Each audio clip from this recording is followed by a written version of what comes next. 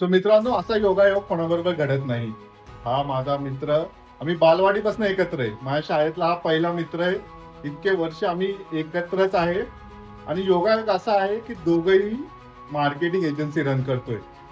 आणि त्याच्यापेक्षा पुढची गोष्ट, त्याचं जर क्वालिफिकेशन बघायला गेलं, त्यानं हॉटेल मॅनेजमेंट केलेलं आहे आणि मी इंजिनिअरिंग केलंय, ते पण मेकॅनिकल मध्ये.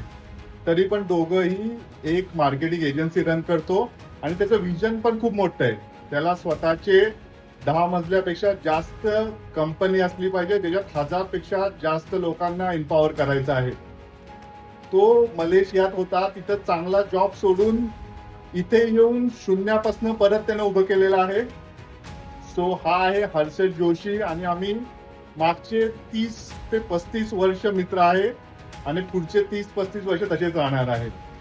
सो हर्षद, ज्या लोकांना बिझनेस चालू करायचा आहे, ज्या मराठी लोकांना बिझनेस चालू करायचा आहे, त्यांना तू काय सांगशील? येस, सो मी एकच सांगेन की वाट बघू नका.